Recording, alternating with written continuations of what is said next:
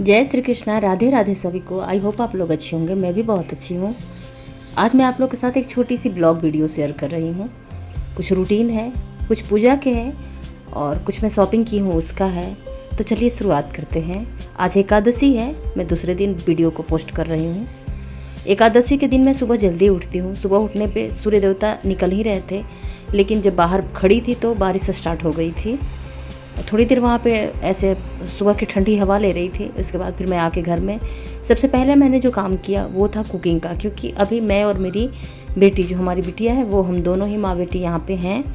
Husband भी यहाँ पे नहीं है और लड़का हमारा है वो भी यहाँ पे नहीं है। तो खाना सिर्फ उसी के लिए मुझे बनाना था।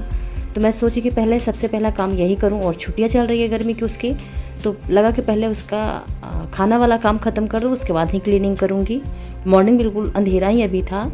सुबह में अगर आप जल्दी जगेंगे तो सारा काम टाइम से पहले फिनिश हो जाता है, सारा काम ही ख़त्म हो जाता है। जैसे क्लीनिंग का हो गया, कुकिंग का हो गया, ज़्यादातर काम कुकिंग का सुबह ही ख़त्म हो जाता है।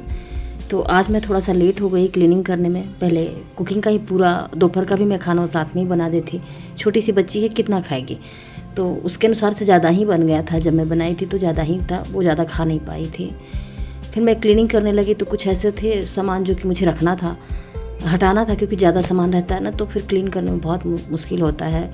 और मैंने पहले भी आप लोगों के साथ शेयर किया है कि मुझे जाना था, यहाँ से पोस्टिंग आने वाली थी तो, लेकिन इतनी दूर है ना कि अभी मेरा लड़का जो 9th में है, तो 10th करने के बाद ही यहाँ से जाएगा। तो हस्बैंड बोले कि जब तक 10th नहीं करेगा हम यहीं पे स्टे करेंगे। तो हमारा कुछ सामान जो था, कुछ का ढेर ही था जो हमने क्लोज कर रखा था, और कुछ ऐसे बिखरा हुआ था, मतलब बीच बीच में हमारी थी, तो हमने उनको भी समेट दिया कि चलो अब जो मतलब क्लोज किया हुआ है उसको हम खोलेंगे नहीं। और आप लोग के साथ मैं शेयर की हूँ कि पेंटिंग का पूरा वीडियो मैंने शेयर नहीं किया है। जो दरवाजे पे पेंटिंग की उसका भी वीडियो है मेरे पास, मैं कभी आपके साथ शेयर करूँगी। और एकादशी के दिन तुलसी जी में जल नहीं देते। जब भी एकादशी हो तो आप जल नहीं दीजिएगा, तुलसी जी में जल नहीं देते। और तुलसी जी की पत्तियाँ भी नहीं तोड़ते हैं, उस दिन पत्ती भी नहीं तोड़ते हैं। मैं जब नहा के आई उसके बाद तुलसी जी के जो गिरा हुआ पत्ता था, मैं वही बस पत्तियाँ उठा के लाई थी। वैसे तो एक दिन पहले ही उठा के रख देना चाहिए या तोड़ के रख देना चाहिए। बाई चांस आप कभी भूल गए हैं तो जो तुलसी जी के आसपास जो पत्तियाँ गिरी हुई रहती है उसी को यूज करें, ज़्यादा अच्छा रहता है। मैं इतना डिटेल तो नहीं जानती क्यों नहीं करते, लेकिन कभी आपके साथ शेयर करूँगी इसके बारे में कि क्यों नहीं करते। किताबें पढ़ेंगे आप तो पता चल जाता है। तो सारा काम फिनिश हो गया था, फिर मैं आके पूजा करने लगे। ज़्यादा तो बहुत लंबा पूजा तो मैं नहीं करती हूँ, सिंपल करती हूँ। हाँ, एकादशी के दिन, इस वाला जो एकादशी था उस दिन वैसे तो मैं डेली हवन करती हूँ, छोटा सा हवन मैं डेली ही करती हूँ। और पीतल के, कुछ लोग पीतल का रखते हैं, मैं मिट्टी वाला ही ज़्यादा रखती हूँ। मुझे ज़्यादा पसंद पड़ता है मिट्टी का ही, जिसमें हम अग्नि प्रज्वलित करते हैं। तो अगर आप हवन नहीं करते हैं तो करिएगा ज़रूर, क्योंकि हवन जो रहता है ना, डेली एक छोटा सा हवन करने से हमारा घर शुद्ध होता है। जब हम धूनी पूरे घर में लगाते हैं तो मन को शांति मिलता है और घर शुद्ध भी रहता है। एकादशी या फिर ये जो पुरुषोत्तम मास चल रहा है, इसमें तुलसी जी की सूखी हुई डंडियाँ, जो नीचे हमारे जो बिल्डिंग है उसके नीचे जो तुलसी जी के पेड़ था पुराना, वो सूख गई थी। गाय उनको पैर लगा दी थी, वो सूख गई थी। मैं वो डंडी उठा के ले आई थी, फिर मैं बहुत काम आया इस महीने में दिया जलाने में, फिर हवन में मैं मिक्स की तो बहुत काम आया। और पूजा करने के बाद जब हमारा फिनिश हो गया तो मैं जाके अपना चाय बनाई, क्योंकि इसमें वो जैसे जिसमें हम लहसुन प्याज खाते हैं उसमें तो नहीं बनाते।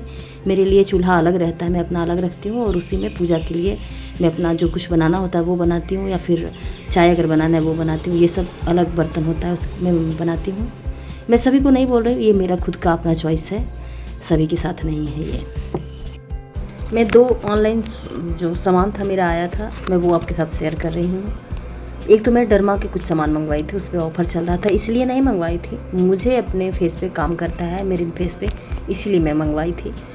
पहले बहुत सारा ऐसा यूज किया लेकिन ज़्यादा वर्क नहीं करता। डर्मा लंबे टाइम से मैं यूज कर रही हूँ। तो सैलिसिलिक एसिड है और कुछ फेस वॉश है, फेस क्रीम है, वो है, सनस्क्रीम है, मॉइस्चराइज़र है, वही ऑर्डर मैं की थी। तो जब खोला इसको तो देखा कि इसमें कुछ एक्स्ट्रा भी दिया है सामान डर्मा ने, जो कि मामाअर्थ के साथ साथ कोलैब किया होगा, तो वही था सामान साथ में आया था। मामाअर्थ का भी कैंटीन में आते रहता है, मैं बीच बीच में कभी कभी जाती हूँ तो ले आती हूँ। फेस वॉश तो बहुत ही अच्छा है, चारकोल वाला रहता है तो काम करता है। 2 एक्स्ट्रा था, स्ट्रॉबेरी वाला बिटिया बोली कि उसको फ्रेगरेंस उसकी बहुत अच्छी लग रही है। मैं बोली अच्छा ठीक है यूज करो उसको। वैसे भी मैं यूज नहीं करती उसको, क्योंकि मैं सैलिसिलिक एसिड का ही यूज करती हूँ। एक चीज़ और शेयर कर रही हूँ आपके साथ। मेरी तरफ पंचफोरन इस तरह का बनता है, तो मुझे लगा कि आपके साथ शेयर करूँ कि आप लोग कैसे बनाती हैं। शेयर करिए, और किस किस स्टेट में पंचफोरन किस तरह का बनता है शेयर ज़रूर करिएगा, ताकि मुझे भी पता चले कि लोग अलग अलग तरह के पंचफोरन यूज करते हैं या सेम ही है हमारा भी। एक और शॉपिंग मैं की थी, ये हांडी मंगवाई थी। कढ़ाई नहीं है, हांडी है। कढ़ाई विद हांडी मतलब दोनों मिक्सिंग है। ये फ्यूचुरा का है। फ्यूचुरा का पहले मैं बहुत सारा यूज की हूँ, बर्तन मेरे पास रहा है। मैं लंबे टाइम से इसका वेट कर रही थी मेरे पास, क्योंकि कॉस्टली रहता है, तो आप सोच समझ के ऐसे बर्तनों को ख़रीदते हैं। पहले भी मेरे पास था, मैं कैंटीन गई थी, कुछ सामान और लाई थी, साथ में ही पैक आ गया था। तो कुछ डिस्काउंट पर भी रहता है कैंटीन में, तो मेरे लिए थोड़ा सा फ़ायदा रहता है।